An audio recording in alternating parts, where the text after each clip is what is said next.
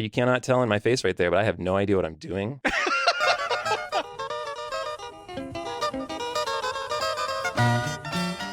Welcome to Did I Do That? It's a podcast about graphic designers making mistakes because when it comes to making just about anything, it's all part of the process. I'm Sean Schumacher, and joining me today, a very special guest. He's a Tulsa-based designer, musician, casual cartoonist, and citizen of the Cherokee Nation who graduated from the Letterform Archives Type West program in 2021. Since then, he's worked with foundries like A+ and XYZ Type on custom type projects for the likes of the London Stock Exchange Group, Brand New Conference, and the Rings of Power TV show.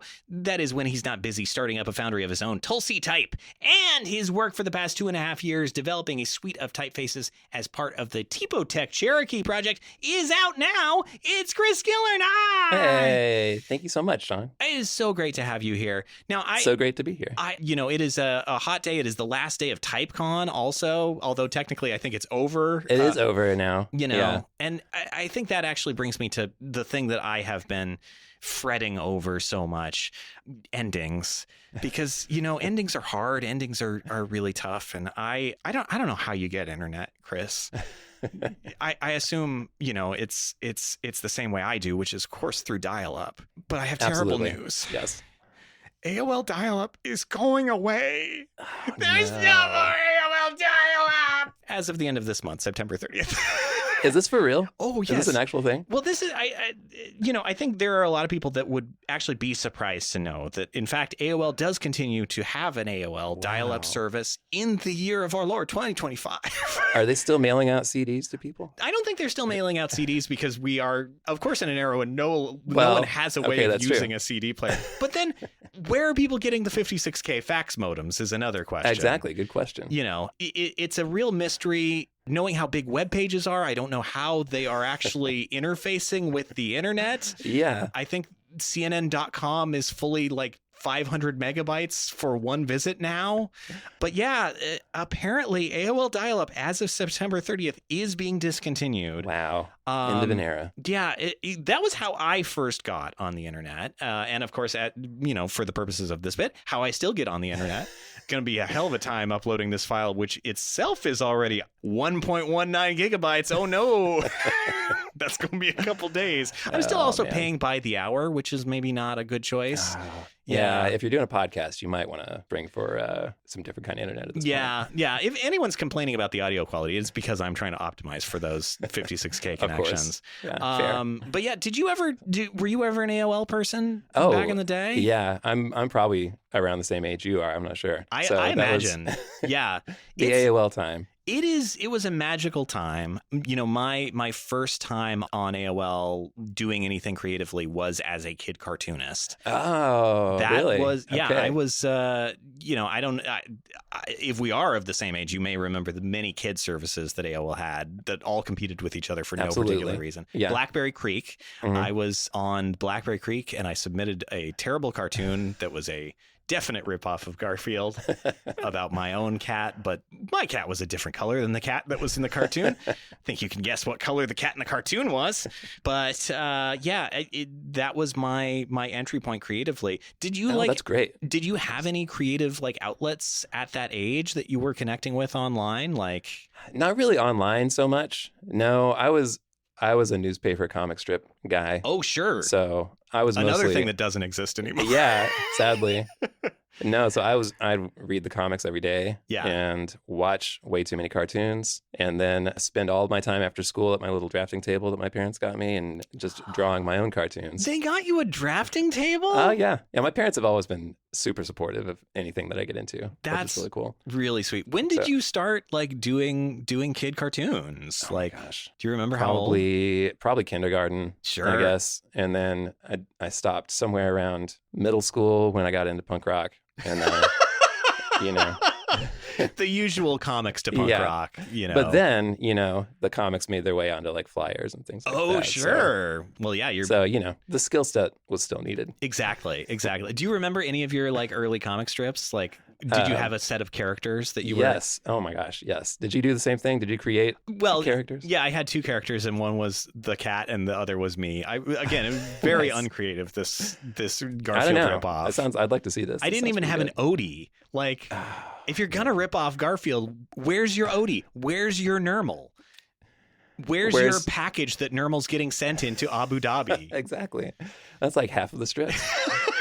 Where's your U.S. acres for the half of the show where they're not airing Garfield for some reason? I just showed my daughter the Garfield and Friends intro the other day. I didn't know why. I just wanted to show her old 90s cartoon intros. Did that sell her on Garfield and Friends as a property? I don't know. She was okay with it. She was like, oh, that's cool. She was more impressed. Like, she was playing this YouTube video for me that was all 90s cartoon themes and seeing how many I could name immediately. And unfortunately, I could name them all immediately. Yeah, we were really deep in that. Yeah.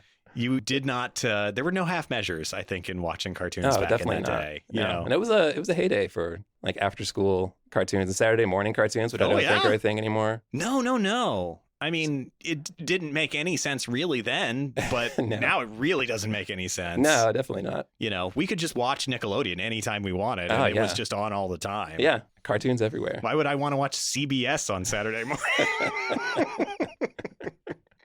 You didn't want to see the musical performance of the week, CBS Saturday morning. Is that what it is?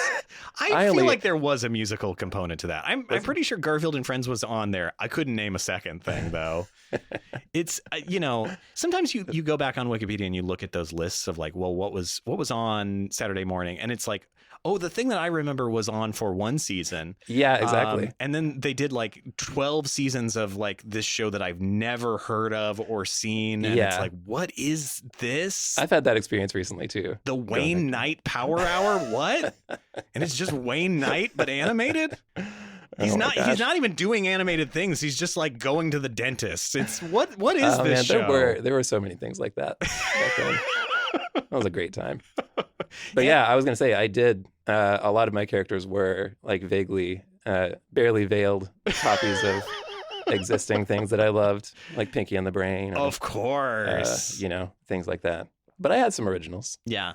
The most exciting thing that ever happened, though, was in 7th grade. I got to our newspaper, the Tulsa World, did a contest for youth cartoonists. This is the city newspaper, the big deal. Yeah, the big one. Oh my gosh! And, so I submitted a strip, and it got in there, and it was in the newspaper. You literally lived the dream of the kid cartoonist. You got in the newspaper. Yeah, it was. And then I could stop after that. That was all I needed. Well, they had to make space for the 12 other cartoonists that were in there that had died 2 decades prior. Exactly. Whose strips were just continuing. Just zombie strips still running.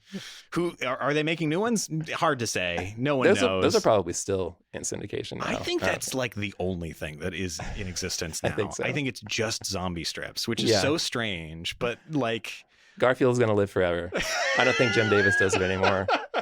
Yeah, there is no Jim Davis. Jim Davis is like a character that was created by a corporation to, like, he's been parceled out to various, holding companies. Exactly. Yeah.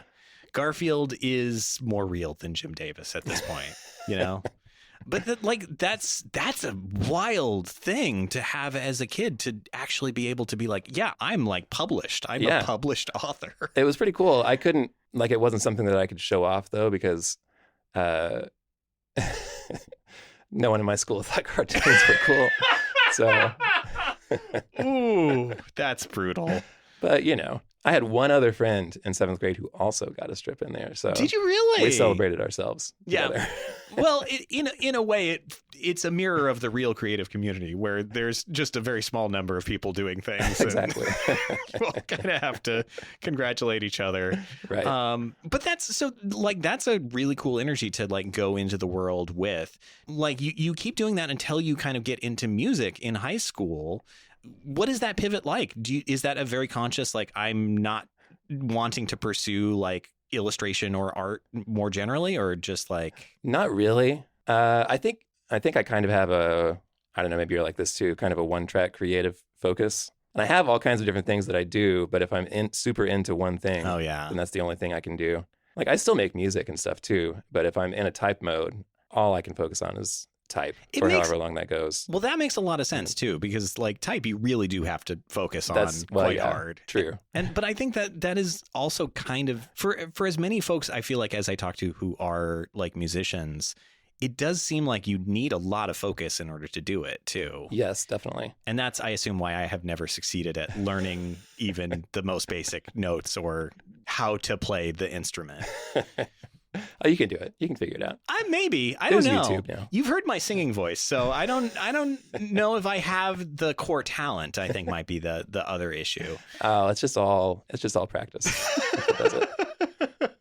No. But no, it's like it wasn't a conscious decision. I just got really into music, and my brother was really into music at the same time. Oh, well, that'll do it. Yeah. So, is like, it older brother? Younger brother. He's 2 years younger, but people think we're twins. We look a lot alike, and have always had the same interests our entire lives. I played piano growing up, took piano lessons and stuff, and then around high school, my brother decided, hey, I want to start playing guitar. Hey. And I said, maybe I'll try bass. So we did that, and then started a band, and started a bunch of other bands, and now this first kind of took over. But like this first band that you're in, this is the one that you essentially kind of continue for 20 years, right? Well, no, the very first one lasted for a year, I think, and then our drummer had other things he wanted to do with his life. This was high school. He was athletic, and my brother Kevin and I were not, and we just wanted to do music. And so my brother and I, and then two friends of ours, started a new band together. It was actually, I don't know if you know the singer-songwriter John Moreland. Name sounds familiar, but I can't place it. He's a pretty big deal now. Yeah. But he's started our band with us, that next band. And then those two quit to go start an emo band. And then our friend... tis the season. Indeed. And then our friend Craig joined, and it was that configuration for 20 years. That's wild. So, yeah. But I mean, to be able to continue a project that long, that essentially kind of started in high school is wild. Yeah. I think the only reason we could do it is because we didn't do anything big. It was just us playing around town, going on a couple of like Midwestern tours and things like that. Yeah. But yeah. Well, it is something. I did manage to turn up, I believe this is a photo of young Chris. That's college me from a band that... Certainly a band that needed a banjo. It was a band that needed a banjo. You cannot tell in my face right there, but I have no idea what I'm doing. My friend in college, Brad Rose, who's a really cool guy and still doing some really cool stuff. Yeah. Still like running a music publication, it seems like. Yeah. But his music world was completely different from mine. It was like, I don't even know what you call it. And I don't know where he found most of the bands and artists that he listened to. Because I was in the indie rock, punk rock world. Sure. Yeah. And all the stuff he was finding was really like abstract kind of stuff. And that's the kind of stuff that he covers, which is really interesting. Yeah. But he invited me over to like make some music with him and bring whatever random instruments I had on hand. And so I did. And then we just kind of noodled on it, and I don't know what I was doing. But well, if we're talking about the Juniper Meadows, yes, I believe the description that I saw was of free folk. That sounds right. Yeah, it kind of seemed like folk meets jazz, which is an interesting. It was very improvisational. Yeah, which is really cool. And I'm sure. Absolutely. I feel a little dumb because I can't get that much into it, but. I did enjoy noodling around with Brad. I thought it was fun. It did seem like perfect music to be doing something else too. Like, yeah, I really. That's at a coffee shop there, so people were drinking coffee. Oh yeah, that's a coffee shop ass chair that you're in right there. Big dark wood, kind of slightly uncomfortable, so you're not there too long. But yeah, like I really considered like listening to that as I was like packing boxes. Oh yeah, that'd be perfect. It is almost perfect music. So you're discovering music in high school, but like, where do you start to think like, well, what do I want to do for the rest of my life as I'm going into college? Where do I want to go? Do I want to stay doing creative stuff, or do I want to pivot elsewhere? Yeah, I wrote a song about that for our band. Did you really? Main band. Just about how 18-year-olds shouldn't be making decisions that they're going to live with for the rest of their lives. Yeah, probably true. But no, I was just trying to find something in the creative, world that I could do and hope to make a living off of. Yeah. And I was also a really good writer, and I liked to write. And so my major was journalism. Did you know that going in? Like, I want to do journalism? That was my plan. I was going to be a music journalist because this was the time of the pitchforks. Pitchfork and all of the blogs. Yeah. So journalism was having a moment, and right until I graduated. Yeah. And then I graduated, it was not anymore. And it's just continued to not have a moment ever since. But yeah, so that was my major, and that's where I met Brad. He was in the same program. Oh, wild. And, okay. We had like 3 people in our journalism program at the University of Tulsa who wanted to actually do journalism. Huh. I literally had one class with 3 people in it. Wow. Knowing the economics of higher education, I don't know how they made that work. Well, the journalism program does not exist anymore. Oh, they didn't. Okay, that explains Tulsa. it. Yeah. But yeah, we had some great professors though. I had a professor named Thomas Connor who was a music journalist. So that was really cool. Yeah. And that's what I intended to do upon graduation. And my minor was graphic design, which in hindsight probably should have been my major. But I just thought, I don't know, I thought journalism seemed more practical. This is an industry that will continue to exist in the future. Exactly. Not like graphic design. But like, yeah, what's that decision like? Because it didn't sound like you had done much, design work at all in high school. Not really. I mean, I had Photoshop and Illustrator and all those things. Oh, sure. From your good friend Kazaa. Exactly. No, I think actually my parents may have actually gotten the boxed programs. versions. Yeah, wow. I'm pretty sure we did. And then, this is the crazy story. I've been trying to figure this out for like a year now. We had a font making software on our family computer in the 90s. I'm completely blanking on the name now. Yeah. But it eventually got bought by Adobe and Macromedia. Was it Fontographer? It was Fontographer. Okay, because yes. I seem to remember I was a subscriber to Macworld magazine, as you might imagine, not popular. I was not popular. Between my comic strip on AOL and my Macworld magazine subscription, run away from me. Hey, preaching to the choir here. But they would always send like shareware CDs, and I seem to remember there was a Fontographer install on one of those I just CDs. don't know where we got it. I don't know if it came bundled with Flash or something at some point. Yeah, maybe. But that was when I made my first fonts. Really? On our family computer. And yeah, so I was always doing design stuff in the background. Yeah. I was always doing it for myself for fun. And still drawing and things like that. I'm drawing for flyers for our bands and other bands, and then eventually making those fonts for those. Of and then course. I had to design our album covers, our CD covers, and all these things. So that was the design stuff I was doing through high school. But and then I was it's taking all art just kind of classes background energy. And like that you were, I gotta circle back to like, do you remember what that typeface was that you made? Like on Fontographer? Yeah. Oh, I made several. There was one called. This is the cartoon nerd in me coming out. Of course. Cartoon weirdo. I called one Phil the Woodchuck, I think. And it was sort of like a reverse contrast thing, like a Western, like a carnival looking font. Sure. What is the reference for Phil the Woodchuck? I have no idea. It's me being a weird kid that didn't know what to name things.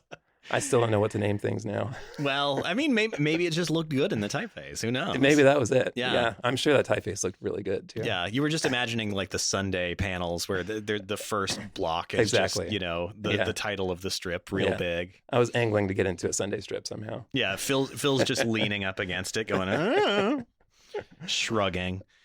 Shouldn't do visual bits on a podcast, Sean. You've only done 70 of these. I appreciated it.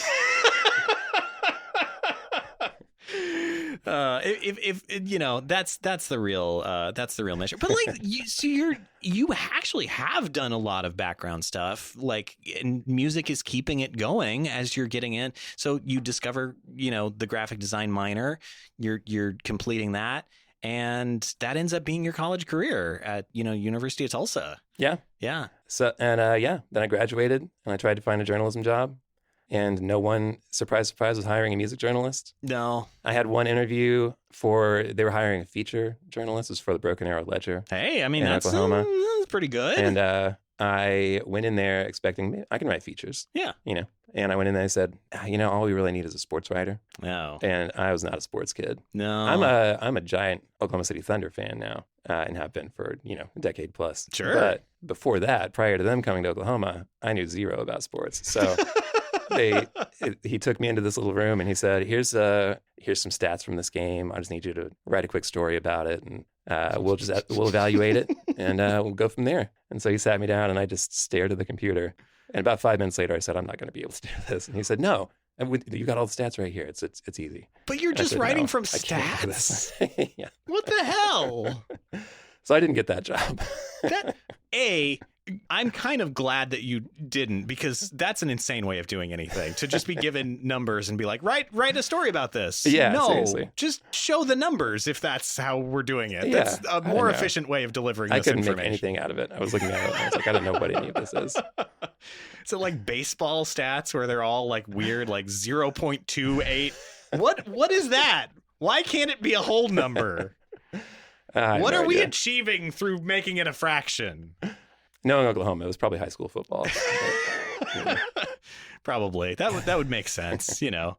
But yeah, so not quite meshing with the journalism, world as it was then.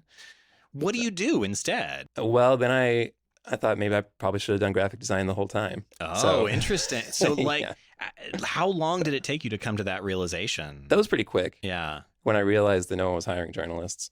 My brother was at... my brother, Kevin, who I keep talking about. Hi, Kevin. Was that? Hey, man. Hope you didn't get left alone. I know another Kevin that had that happen to him over, I believe, a holiday. Terrible break-in. That was a very Kevin thing in the 90s. Also brought out like a really dark side in him where it wasn't even like trying to scare away the burglars that were trying to invade. He seemed to actually want to cause harm to them. Like lifelong harm. My wife has never seen Home Alone. It's probably good.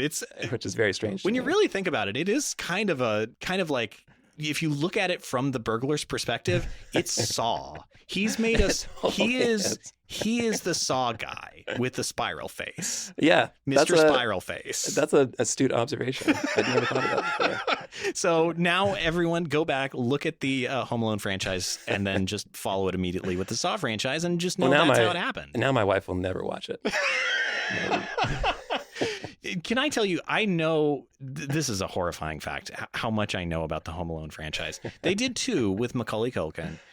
And then, of course, Macaulay Culkin is too old and also doesn't want to do them anymore. Right. So what do? Well, of course, you recast the kids. And so they do that, I believe, 3 different times after that. Yeah, didn't they make one pretty recently, too? Pretty recently. It is definitely the strangest of the bunch, because I think that is the one that has French Stewart as one of the burglars. A real interesting choice. This is what happened with every movie that, well, especially in the 90s, when it eventually went direct to DVD.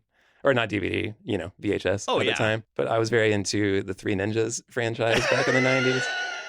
And of course, they kicked back. Yeah, they kicked back. They knuckled up.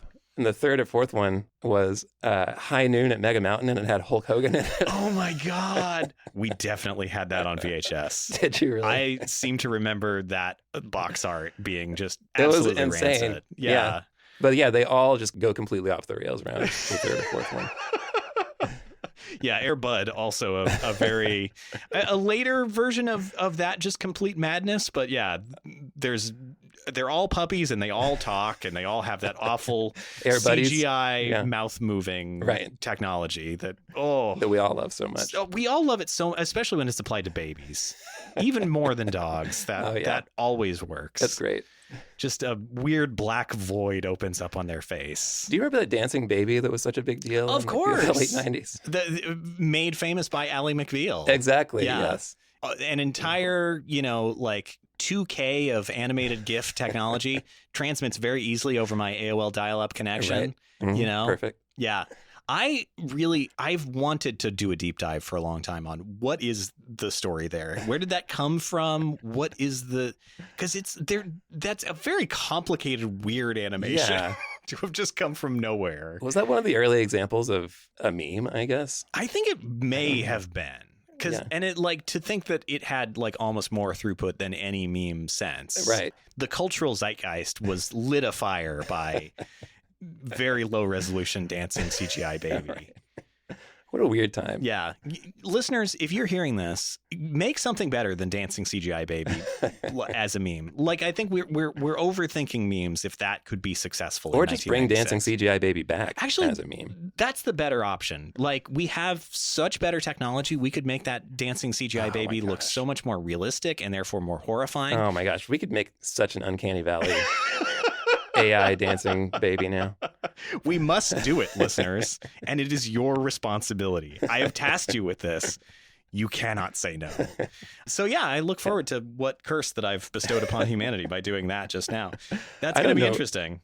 I don't know where we were when we went off the rails there. Well, I believe actually where we were is your pivot out of journalism. You get a job at a sign shop, right? Yeah. Well, how do you know all of this? I don't know. A little birdie told me. A little CGI baby told me. Oh, that baby. He knows our secrets. Yeah, I got a job at a sign shop. I don't remember if this was pre or post going back to study more graphic design. Oh, I didn't realize that. Yeah. Well, my brother was at Northeastern State University in Italic at the time studying fine art. He's fancier than I am. He could do the fine art, and I was doing cartoons. We need a pretentious label for our thing. Why do they get fine? I don't know. Also, commercial? fine, gotta say, not when you have it as its own word, not very interesting, not very exciting. They just dressed it up. This art is fine. It's fine. Yeah, it's fine.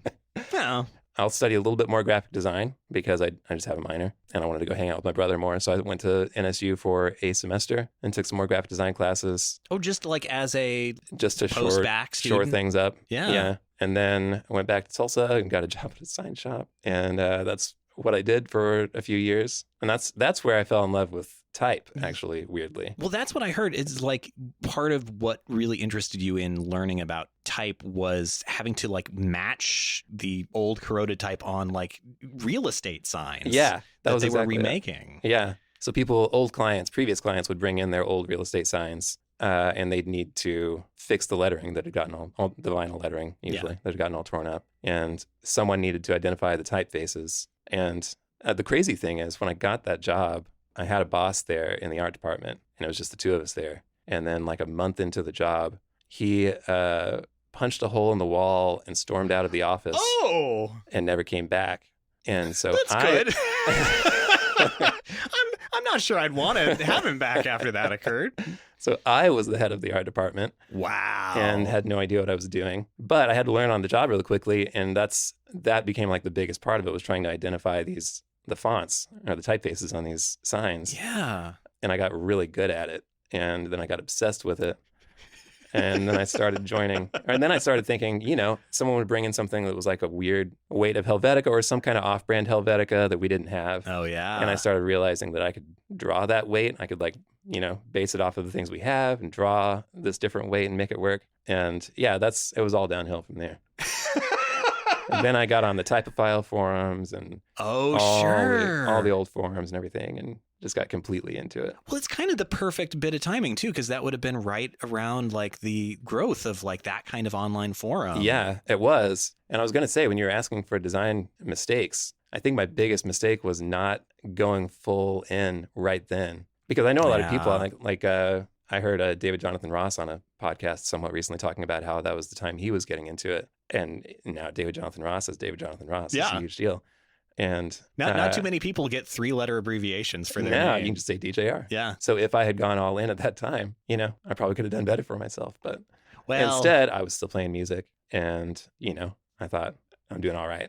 I'm focusing on the band. I've got this job on the side and it's working out okay. Yeah. I'm making fonts myself. They're really terrible. But, in hindsight, it would have been great to like get in on the ground floor right there. Well, as somebody who often thinks about how much they wanted to start a podcast in 2012 and didn't do it, I don't know what you mean. Serial beat you to the punch. Oh, they sure did. What a world. You are also making your own type at this time, too. Like, do you remember any of those typefaces? I do. Yeah.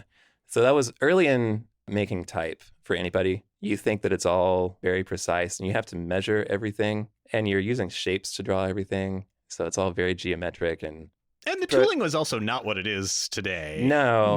So the program I was using it was Font Lab, which is a PC-based program. Yeah. Which is not, I'm sure I haven't touched Font Lab in forever, so I'm sure it's improved since then, but not the easiest software to use, a pretty steep learning curve. So everything was just very geometric, very unnecessarily measured out, which is not how the eye sees type. No. So it did not look good. For the listener, if you are new to type, I think the classic example is like, if you have like a very round O, it can't actually be a true circle because it'll look super crazy and it looks wrong. like a diamond shape almost. Yeah, like you kind of need like weight stresses on things even in a geometric typeface. And also things overlap the baseline and the gap height. And right. Yeah, if you have a round character, it has to go slightly above and slightly below the cap height and the baseline. Yeah, like our eyes are very sloppy in how we draw things. So you kind of have to think about what that in between is. And something that is super rigid about that is not going just doesn't to be the look right good. tool. No. I did make one early font that I do remember, unfortunately, because I put it on like early Dribble. Oh, sure. As like a free font. And I thought I'd taken it down a long time ago. But recently I saw it on a truck in Tulsa. There's a sign paint or like a house painting company. Oh my God, you actually saw it in the world? I'm sad to say that's one of the only in like real life uses of a font that I've seen of mine. Wow.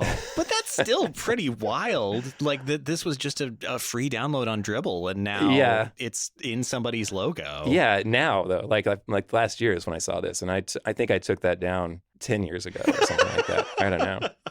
But somehow they got a hold of it and they used it. So, oh my gosh, this just clicked in my mind. That font was also used on a poster at the SAG Awards at one point. And our daughter had just been born. This is 2015. And we were not sleeping at all. It's just kind of bleary eyed. And we had the TV on in the background and the SAG Awards came on. All these people are walking down. Level of tiredness that you think the SAG Awards is going to be entertaining. I know, right? And all these people are, walking the red carpet. And then I see this giant poster in the background that has that font, that Dribble font on it. And I went back at that point and I put a note on the Dribble thing that said, please let me know if you're going to use this for something. So not taking it down at that point. No, because at that point I was still sort of early in figuring out how to do good type. Yeah, but this is like you hammering a do not enter sign on a mine shaft, but not actually sealing it up. Yeah, but then a year or so later, I sealed it up. Yeah, I thought, but it's still out there, I guess. If there's one thing I've learned from mine shafts, you can't really ever get rid of them. They're big. But yeah, like that's wild though. What did that typeface look like? Out of curiosity. Well, I thought it was like an Art Deco typeface. Makes sense for an award show. Well, yeah, all the stuff was kind of Art Deco-y looking. Yeah, and I guess it was pseudo Art Deco-y. Tulsa's got a lot of Art Deco architecture. I didn't realize. And so I called it Boomtown Deco because I was like, Tulsa is a boomtown. Hey. And maybe that's why this Tulsa house painting company found it. They probably just searched Tulsa font and it was out there somewhere. Someone has probably put it somewhere else for download at some point. And now that I'm thinking about it. Yeah. If you find it, listeners, let us know. Please don't look for it. Yeah. Honestly. Well, then you might be able to take it down is the other thing. Oh, that's true. Yeah. Okay. Yeah. Give me a tip if you find it out there anywhere. Yeah. I'll have it taken down. But that's an interesting lens. Yeah. I guess if you have a city specific typeface like that too, it's going to always resonate more. Yeah. Now that I think about it, I should probably name more things after a specific city. Popular metro areas. Exactly. Yeah. Dallas, Fort Worth, the typeface. Yeah, pick the largest metro area I can find. Well, and then that one's just really sprawling. There's, like 200 points of space in between each character. Gotta have space for parking. Sorry, Dallas, Fort Worth. All my Dallas, Fort Worth area listeners. They love being called the whole metro area, too, I'm sure. I'm sure. No, I'm in Fort Worth. I hate Dallas. But yeah, so you are getting, some stuff online. Do you continue in that sign job or do you move somewhere else? I think I was there. I think I was at that shop for 2 or 3 years. And then my brother and I branched off and started our own shop, got like a big vinyl printer and things. And so we were in like a storefront shop in town. And our thought was that if we offer like sticker printing services and like sign making services, that will bring people in the door and then they'll hire us to do design for them. Yeah. But that in practice was not what happened. Oh. They brought in their own designs and wanted us to print those for them. Yeah. So I guess in hindsight, that makes sense. Because I guess if you are going to the extent of getting a sticker, you probably do already have some prepared art. We did have a lot of people who needed things designed. And this was another mistake we made, is that we would design basically a logo for people and it would just be their sticker. And then we'd find out later they were using it as their logo. Yeah.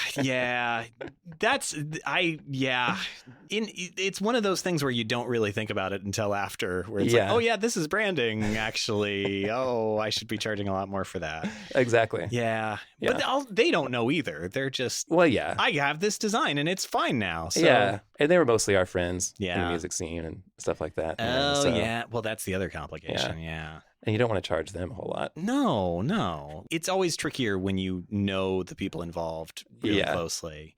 But like, you are at least doing stuff. You're keeping like involved. Yeah. How long do you like work with your brother in this shop? We did that from, I want to say like 2011 or 2012 until 2015. So right around when your daughter gets born. Right around when my daughter was born, and Kevin and his wife had their first daughter at that time too. So he had to leave the company to take care of their daughter. Oh, sure. Naomi, who has cerebral palsy. Oh. And so, he had to focus on being a dad. Of course. First. Yeah. So that's kind of when that ended. And then my daughter was born a few months later. And so I moved the office home after that, and then just printed stickers out of my home office for a few years and hated it. Yeah. Because I didn't get to design anything. Oh, really? So yeah. even the little bit of design work you were doing is just gone by that point. Yeah, at this point I had like return clients who just had designs that they had given me that they wanted over and over again. So that's what I was doing. And on the side, I was making my fonts. That was what I was going to say, because like 2015 is when you start up your Instagram proper. Yeah. And you're doing things like the 36 days of type. You're kind of getting out there in type. Well, I was trying to. That was that was the time when I decided I was really going to make a go at it. So I had glyphs at that point, which was much easier to use than FontLab. Yeah. If you're looking to design a typeface in 2025, everybody, go get glyphs. It's pretty good. It's very accessible. Very easy to get. I'm actually a RoboFont guy. I'm sorry are you to say, but I did have glyphs at that time. Yeah. And so I was making some fonts and just trying to kind of put them out there and doing like the Instagram 36 days of type thing that they did every year, and just obsessively following every type person in the world because I love looking at type, and made a lot of connections that way because I'm an overly voracious consumer of these things and was like liking and commenting on everything that I saw and saying, oh man, this is amazing. And I think that's where people got to know me, is just like a really enthusiastic supporter of theirs. Hey, it works though. But yeah, I got better by doing those like practices regularly. Then in 2020, during the pandemic, Type West went online. Yes. I'd always wanted to do like a real type program. Type is a really difficult and specific skill set. It's really hard to learn completely on your own. Yeah, and it is also a thing where like it kind of exists outside of the structure of universities. Like pretty much all the type design programs out there are things like Type West, where it is part of the Letterform archive. Right. Like, you've got a Type of Cooper at the Cooper Union. Yeah, like you have these structures in big cities that are hard to access if you are not living in that big city. Yeah. You know? And I had a family in Tulsa, so I couldn't really go to the coasts to break away for a year to do a program. So that was the one good thing that came out of the pandemic, was that Type West went online. And I found out like the week before I saw a post. And so I shot them a submission, or not a submission. Application. Yeah. Yeah. Their words do exist. We've switched positions now. Now you are the one who cannot remember the words. Hooray! All right. I'm just trying to make you feel better. I appreciate that. Friends, if you're wondering why does Sean sound super punchy, it's because A, it is, I would say 85 degrees in the studio right now. But also B, I'm in the middle of moving. That's right. I'm leaving the toilet palace that I've lived in. So yeah, my life is in boxes and also in tatters. I'm powering through, as it were. You're doing a good job. Thank you. I Sounds good. shouldn't have worn a long sleeve shirt today. Oh, no, that much. was a terrible idea. That was a terrible idea. So many of my shorter sleeve clothes are already packed, though. Oh, I don't know man. what my thought was there. There's probably some scissors in here somewhere. You can just Yeah, go full cut off. I mean, unfortunately, I think I would look very much like Hulk Hogan, like a very slimmed down Hulk Hogan. And, I don't know that that's a vibe I really want to cultivate necessarily. Maybe not. But yeah, so Type West went online. I sent in my application. I got in. Yeah. And then that was it. That was amazing. Yeah. And I got to actually fill in those gaps in my understanding of type design that I needed some coaching with, and I made so many great friends and so many great connections there. Yeah. My teachers were Graham Bradley from A+, Kel Trofton from Overlap Type, and tons of other things now. He's really busy. He's got a lot of stuff going on. Oh, yeah. Letter person. And James Edmondson of Ono Type Co. Of course. Whose shirt I'm wearing right now. And, Yeah. Well, actually, this is a Letter Person Ono Type Co. collab I'm wearing right here. And Lin Yoon also. Oh, of course. And Juan Villanueva. I have to shout everybody out. Yeah. Well, but it's a murderer's row, basically. It's like, Yeah. it is such a killer group. And like to be going from like kind of working in isolation to immediately like, oh, these are some of the top people working in this anywhere. Yeah. They're helping me grow and develop. Like, Yeah. that's wild. It was amazing. It was I just had to pinch myself the entire time that it was actually happening. And they were all so great and so helpful and so knowledgeable. James and Graham turned me into a RoboFont person, which I love now, but makes it difficult because most foundries that I work with are in glyphs. Oh, sure. But I am too tied into RoboFont at this point. Thanks, James. thanks, Graham. Well, I'm sure this is a problem that they also have. I don't know. I don't think they would call it a problem. I think we RoboFont people like it, but feel a little bit embarrassed to tell people.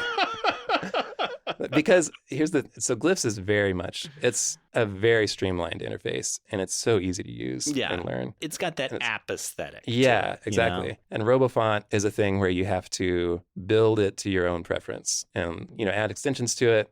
For instance, to draw a circle, you've got to add the shape extension, the shape maker extension. So unless you wanted to just do it with the pen tool, which is easy too, but that's what you have an extension just for circles? Yeah. I don't know.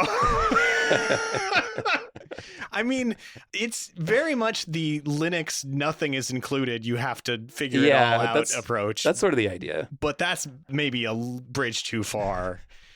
It's very good for people who love to code and like build their own tools and things. That's not me. No. I don't code, but I like drawing in it. I think the drawing tools are nice. I think if every time I had to watch TV, I had to like develop the idea of TV. Like, we've got the vertical, now we have to add the horizontal. That's too much for me. I'm probably just not going to. I'll read a book then. Right. Get a magazine. But yeah, that's interesting. So like you are getting really trained in with these like huge names. At what point, but actually, I know, like, even going back to your first post on Instagram, like, you're interested in the Cherokee syllabary? Syllabary, yeah. Syllabary. Yeah. Which is a very unique character set that is very underrepresented in type design. Yeah. So, yeah, I don't know exactly when I got interested in it. I'm Cherokee. I didn't grow up speaking the language like a lot of people don't. And I would see it around but not be able to read it. And I always thought it was cool. It's a beautiful like character set. It really is. And a really interesting history. Yeah. Like one of the only scripts fully invented by one guy. Yeah. Which is pretty crazy. And like overnight takes the entire Cherokee Nation to like a higher literacy rate than the rest of the United States. Yeah, exactly. It was like a 90% literacy rate very quickly after he introduced it in 1821. Yeah. So, growing up around it and it being part of my culture and things like that made me inherently interested in it. It's just like a natural thing when I'm into drawing letters that I'm going to want to try to make fonts for that also. And I think it was like 2011 when Mark Jamra from Jamra Patel made his Cherokee typeface, Fourius, which is a really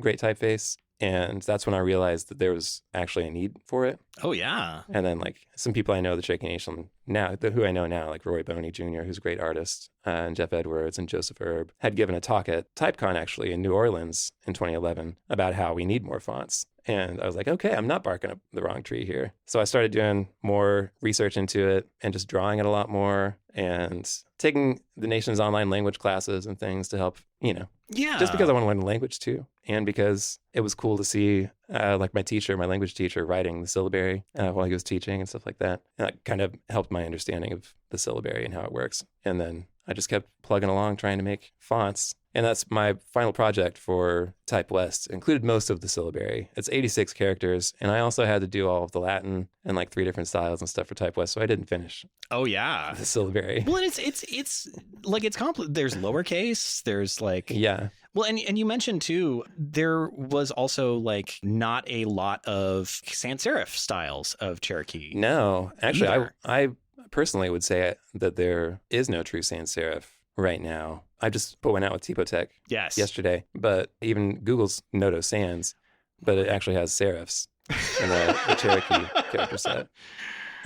We just got to keep the brand. I don't know, whatever. Good so, enough. Yeah. Well, yeah, and Noto Sans like doesn't include numerals and punctuation. Well, it does now. It does now. It didn't originally. Which is wild to think. Like, that's a pretty big problem. Yeah, you kind of got to have that. Yeah. So I remember talking to Roy and Jeff at the language department at one point, and they were saying the Cherokee Nation uses Noto Sans, but whenever we're trying to set something in it, we have to switch to another font if we're going to be putting in punctuation or numerals. Well, you don't use punctuation that often, so I can't imagine that would be annoying. Exactly. No. That was a little bit of a pain. So. But yeah, there's things like that all over Cherokee fonts. They're all incomplete in some way. Most of them are incomplete. There's some pretty well-made ones. Yeah. But just a handful in general. So people in the Cherokee language program, like a long time ago, Durbin Feeling was a big catalyst for it. He's no longer with us, but now Roy Boney Jr. did a whole bunch of stuff with Roy and Jeff and Joseph did a bunch of stuff with Google, Microsoft, and all these tech companies to make sure that the operating systems would support the fonts, and they translated those operating systems into Cherokee to use the fonts with. And that whole group made sure that it was all in Unicode and everything, so we've got a great, really active group of people who are doing everything they can to make sure that it's supported on everything. And it is now, which is great. But the font situation is still lackluster. There's some pretty well-made ones. Yeah. But just a handful in general. But that, again, leads to your Type West project, Melee. Yeah. And that is a unconventional type family for children's books that consists of 3 distinct styles to be used together. With both like Latin and kind of Cherokee character sets integrated. Going back to cartooning, my daughter was very young at the time and super into children's books, and I was too because I liked all the illustrations in them. And so I wanted to make a font or like a typeface based off of that was kind of fun and lively. And Melee is my daughter's name in Cherokee. Her name is Mary, but you write it Melee in Cherokee. So that's why I named it that. And that kickstarts everything. Surprisingly. Upon graduation, I did not expect the Cherokee part of my practice to be as in demand as it is. But it really has been. I thought that would be something that I was doing for myself as a passion project. Yeah. But it has been really, really like a big part of my practice. Well, yeah. Which is great. You mentioned the Typotech work, which you have been working on since 2022. A very big, like, kind of group of families all kind of developed to, like, extend out Cherokee typefaces in a bunch of different directions. Right. You also have what may be the first, like, Cherokee Italic out of any typeface? Oh, I can't say that exactly. Okay. So the Mark Jammer made an Italic before Is, which was really nice. And he gave me some good feedback on mine too. But yeah, there is what we call a true Italic in Lava Italic, which is just not, obliques are just slanted. Yeah. Italics are slightly different drawings even. So I developed that for this Typotech project for their typeface Lava. And that was a lot of fun and really difficult. Well, yeah, I was reading a little bit about it. Like, you even went back in archives to see how this would have been handwritten in the 1800s.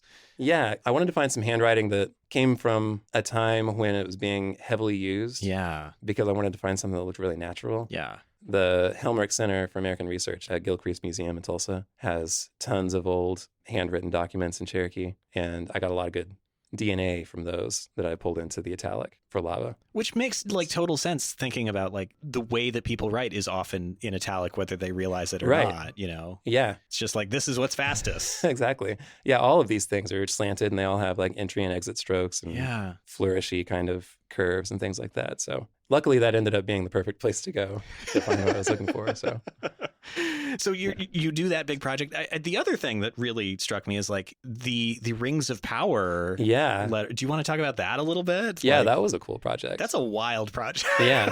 Like that was a case of knowing the right people also, because I know Roy Boney, who, there it is. There it is. Yeah, that's cool to see. All golden and everything. Yeah, they made it golden for me. Their designers made the golden part. It's a lot harder to do than I certainly thought it was when I tried to do it for a promo piece recently. Oh, really?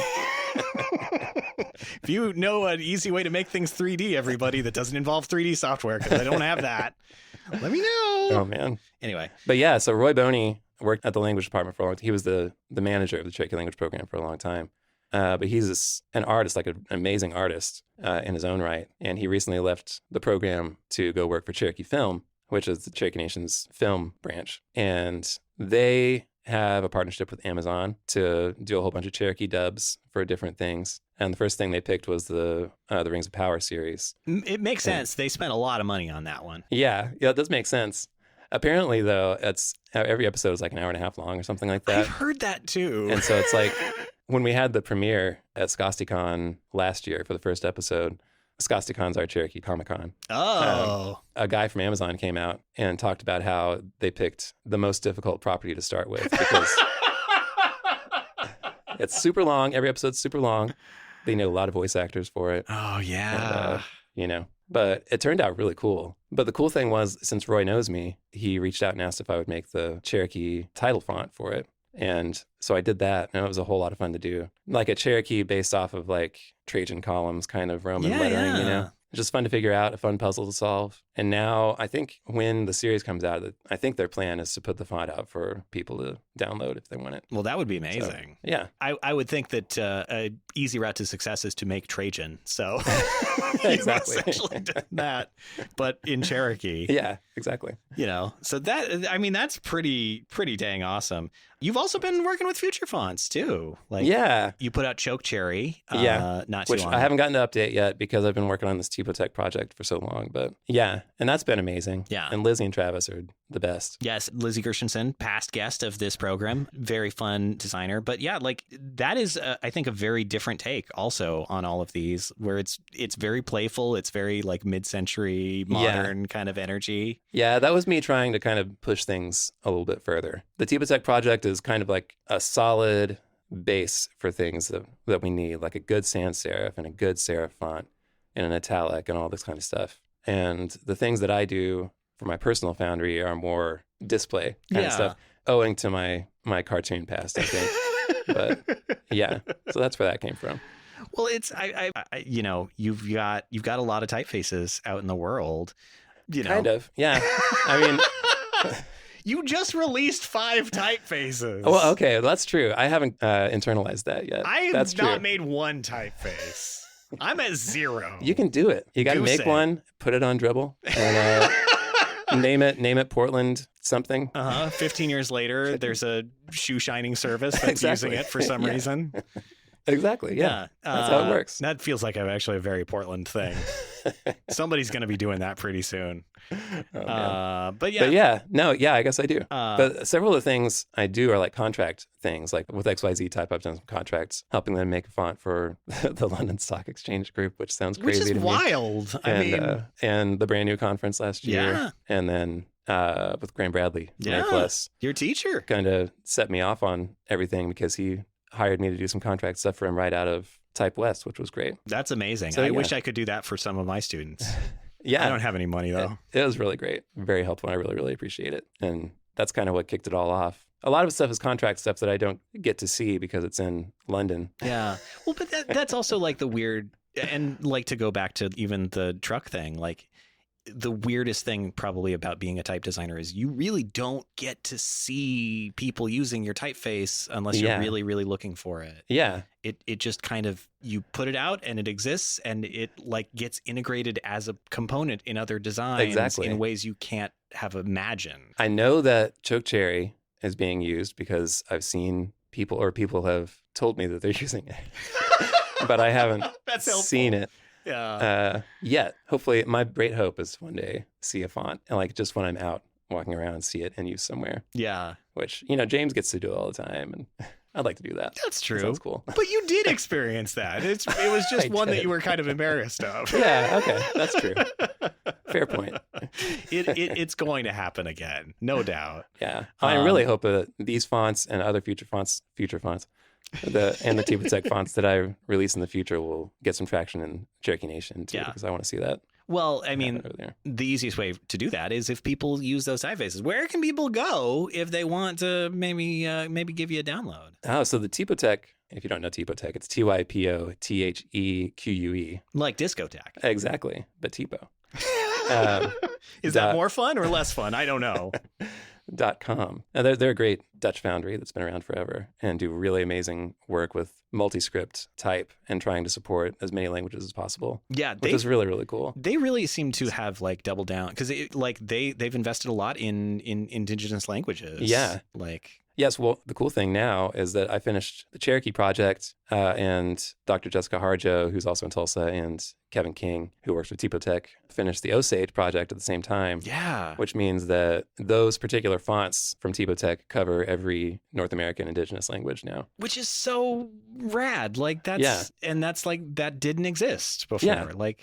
I think it's really cool. Yeah. But yeah, those fonts are all available on their website. I don't know a straight URL to get you there, but you can find it. You can get there. You can find it in the show notes, listeners. It'll be in there. Yeah. And then I have Choke Cherry on Future Fonts, which is pretty easy to find. Yeah. And you can also go to tulsytype.com and that'll kind of direct you out to social media. Yeah, and stuff I've got a really old Squarespace landing page. Someday I'll build an actual website. Well, I would be one to. My personal website is also very old fashioned, and yeah, I'm still coding like it's 2004. You should keep doing it because I really want to love Webflow, and then it does really crazy stuff, and I'm just like, I don't know. Yeah, I know how to fix this. I just can't do it in this interface. Okay. I was just talking to my friend Libby, who runs Type 2 Nord, which is another great foundry, last night, and she was talking about Webflow and how difficult it is. If the little preview wasn't so very misleading, I think I would feel better about it. But it really, I think that is the thing that's been driving me the most crazy is it's like, oh, here's what your website's going to look like on mobile. And then you look at it on mobile and it's nothing like that. There's an element to, I don't know if you ever used Netscape Communicators, like WYSIWYG website building tool. Oh, yeah. I don't even know if any of this is still in the show, but it made me feel so crazy back in the day. And I feel like I'm back in that world, but it's more complicated and more expensive. Now, you would think they would make things easier by now. You would think. They have no incentive to make things easier. No, then they can continue to sell you things. Exactly. So yeah, Webflow, sponsor me. Yes. Keep coding your own website. You're saving yourself so much heartache. Thank you so much for being here, Chris. Thank you so much, Sean. I really enjoyed it. And for spending your last day cooped up in this very hot room. Oh, hey, I wouldn't want to be anywhere else. Actually, you're probably right. It is definitely going to be much hotter outside. I should have put on that hot dog costume before I... That thing is so hot inside. The hot dog would be you if you were to wear that, because that thing is like a portable sauna. Oh, man. It makes me feel so warm to be in it. Anyway. What's up, hot dog? Go back to Comedy Bang Bang. What's up, hot dog, everybody? Can I get a catchphrase of the day? Oh, you gotta listeners. Ask for listeners. Actually, you know what, listeners, send me your catchphrases of the day. Well, let's just steal that Comedy Bang Bang, but why not? I don't think he really does that anymore, so why not? Oh, he still does. Oh, damn it! That's what I get for not listening frequently anymore. Thank you again, Chris. Thank you so much, Sean. And thank you to all of you out there for listening. This is season 7. And hey, we're starting off a new season. So if you enjoyed this episode, there's going to be a whole lot more good stuff coming at you on this feed. If this is your first time listening, though, hey, hit the subscribe button wherever it is that you found the show. It might be called follow. Some services do that now, and I find it very confusing. Anyway, you can also visit dididothat.design if you don't know where to listen and you're trying to figure it out. That is my own website. If you've got a moment, please also rate, review, and share this show. Written ratings on Apple Podcasts are especially helpful, and telling a friend is even better. This has been Did I Do That? I'm Sean Schumacher, and as we always say at the close of every episode, hey, did I do that? Did I do that right? Did I do that right? You did do that right. Okay, that's what we always say. All right, bye. I really like the hey. The hey is a nice intro. You gotta, hey, gotta have an intro. Hey there. It's a little warming. Exactly. Make friendly. the listener feel like, yeah. I'm an old friend. I see. That was great.